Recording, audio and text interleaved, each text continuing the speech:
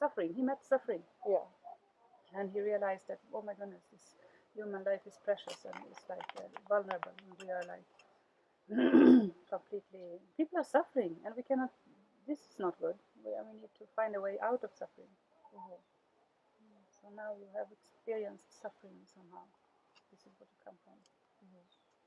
And it's leaning towards this. It's the 8 of double vajras. This is now, I think this is a sword in the moment. Mm-hmm. This is the, of course, the what do you call it? Like a major arcana. Major arcana, yes. And this is the, like, I think this double vajras is supposed to be like the swords family. Mm-hmm. Let me see now, because one has to translate it. Mm-hmm. Double vajras. No. Double vajras means cups in the tarot. Very strange. Mm-hmm. Anyway, so this is the 8 of double vajras, means cups. This card represents nurturing, the type of love that provides what is needed, no more, no less. To love in the way actually involves detachment. So it means that when you get attached to somebody, not to reject love, but also not to cling. Mm-hmm. Means finding this middle way where you do not reject nor cling. Mm-hmm. Because when you find this kind of detachment, which is balanced like this, then you will not be filled with sadness when somebody leaves, for example. You will not be filled with, frustration when you're not getting what you want and something like that. You will be left with peace only. Could it also like just apply to like the feeling of yourself? Yeah. How do you mean? Like not becoming like so stuck in your own mind that like all you see is like you, and like you have these thoughts and opinions that again that are like usually either negative or like extremely negative or extremely positive, and then they find a way to manifest themselves in your life, and then you find yourself going between each polarity, and like there's never any like sort of balance within yourself that you can feel that you can like hold on to. So you find yourself like rejecting like these emotions because you rationalize to a point that it becomes like nothingness. So you like Well, yeah, rationalization is also kind of defense or not. Could be. It could help you, but it could also be a defense. So please, you sit and Yes, okay, take no problem. take a chair. Anyway, I think that it's also, as well as it's possible to be attached to a person, it's also possible to be attached to one thought or one idea or one self-image that I am the one who is like this. I am the one who is with this guy. I am the one who is this kind of person, this kind of personality. And you get attached to one thought or one image like this in your mind. And same way, it's not necessary to reject it, but also not cling to it.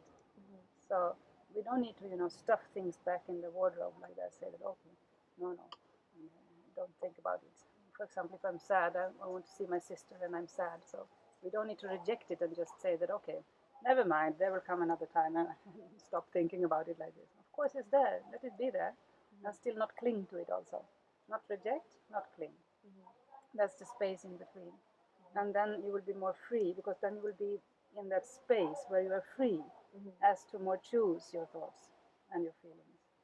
And you can also, it's not a question of, escaping the world. It's a question of being in it, but not being caught up on it. Like this. But if you are too involved, then you will be motivated by selfish interests. So then the motivation will be egoic, like this. The ego will, somehow rule you via fear, maybe. Fear of lack, fear of scarcity, fear of death, fear of being nothing.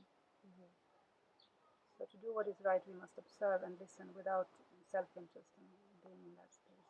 This is what you're leaning to somehow. You have now experienced suffering. You know what suffering is.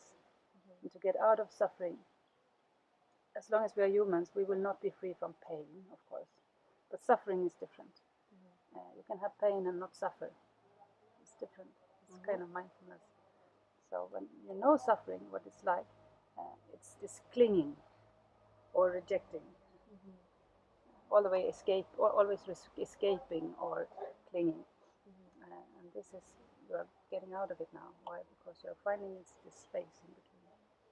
Spiritually, you are, oh my goodness, this is really, this is major arcana, this is the tower. In the Buddhist tarot, this is very strong card. Something is really, really shifting. So in this one, it will be symbolizing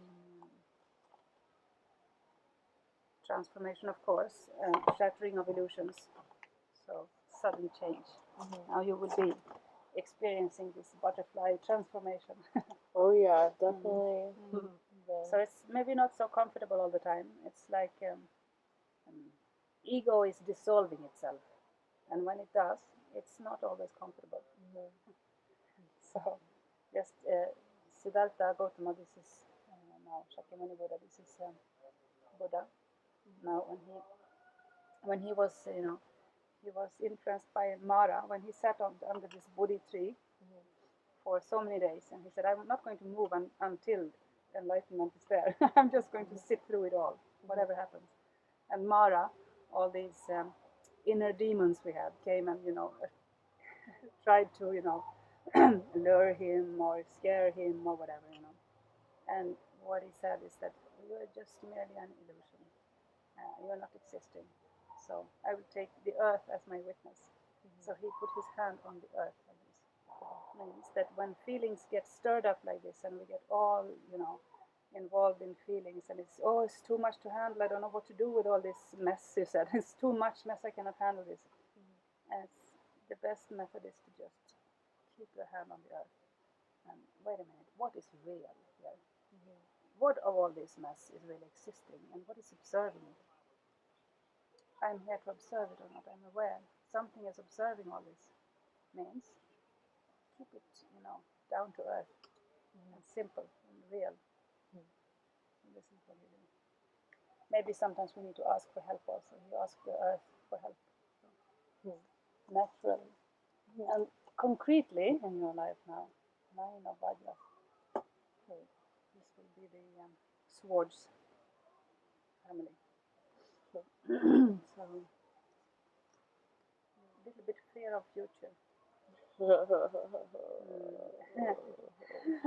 Maybe there is more fear than there needs to be. There is no need for fear. Fear can be there, let it. However, it's not necessary. Because what is there to fear? I mean, who you are could not be intimidated in any way. Because whatever is intimidated or scared is not you. If there is something to be feared, scared or intimidated or hurt or anything, that is not you. That's part of the illusion, so it's not you. So, but unfortunately, you're sort of in the illusion still, and I guess because it's really interesting, because I love tarot so much, because I'm graduating from college. Okay. And I have loans, and I don't have anything set up for myself or anything like that. So a lot of my time, I'm not afraid of a lot of things, but I'm afraid about that because I don't know what to do next. I need to pay it off, and I don't. My parents are cutting me off and everything, so. So you're in the situation where you lose everything. Yeah. Well, that's a good start. I'm not afraid to lose anything, but I just am afraid of being stuck owing money.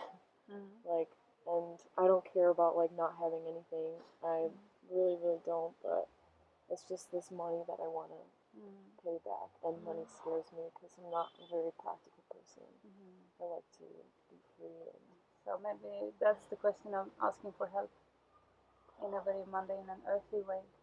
Maybe you want to take this helping card in that aspect. Oh. So So this is the Ratnasambhava from family, the Buddha of jewels. Mhm. In Tibetan Buddhism, there are 5 families of Buddha. So Buddha has the enlightened source within us, has 5 aspects, and there are like 5 different energies in it, 5 different doors to enlightenment, you can say. This is the yellow family. This is the Ratnasambhava family. This is the family of money, you can say also. It's the balance somehow. It's the family of, and this is the strongest card you can ever get in that family. Because Ratnasambhava is in charge of that family, granting our balance of give and take. Also our pride. Pride is the poison within that family, which we can transform into equanimity. We're all the same. It's the same skeleton within all of us. So we're the same. Anyway, now if you are like feeling imbalance within this flow of money or give and take, or generosity versus receiving help and things like that.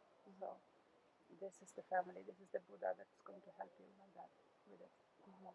So I guess if you find a way to transform your pride. That's it. Exploring the experience that we're all the same. There is nothing different with me from all these people who have nothing.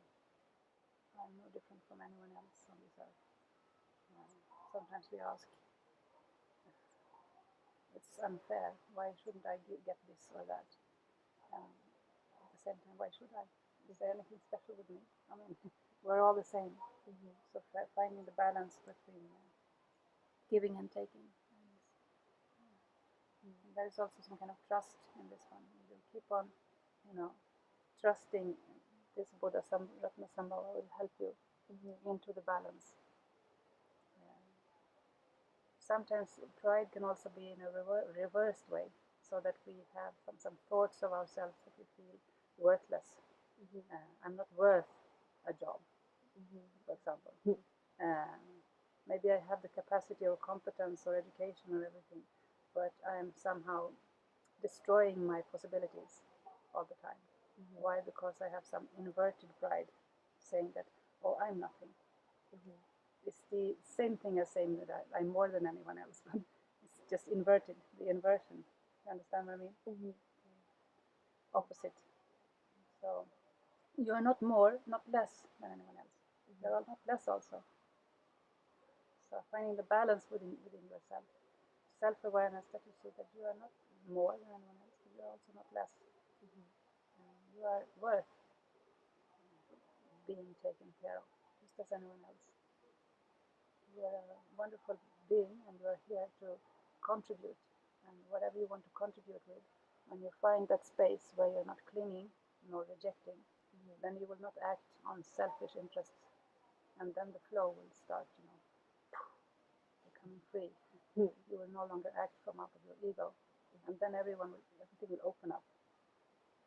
So this will be your path. Ratnasambhava family. There is some mantra also if you are into these things.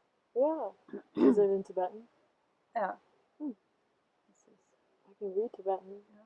Can't really understand it though. No, I mean mantras are not any more holy than anything else, but sometimes it helps me to focus on balance on myself. Yeah, no, that so he's connected to Lakshmi also. If you're in a Hindu tradition, she is also granting the prosperity or not. Oh, the other day. Yeah, it's the same energy. Huh. Interesting. You will find the abundance. He is the Buddha of abundance. You will find it when you find the space of neither clinging nor rejecting. Wow. Yeah. I like this tarot deck. That's good, huh? It's nice. It's I just love tarot. Yeah. Tarot It helps sometimes. It really does. It's just a mirror of the soul. It is. Thank you. Om Ratnasambhavatram. Oh, that's the mantra. Ratnasambhavatram.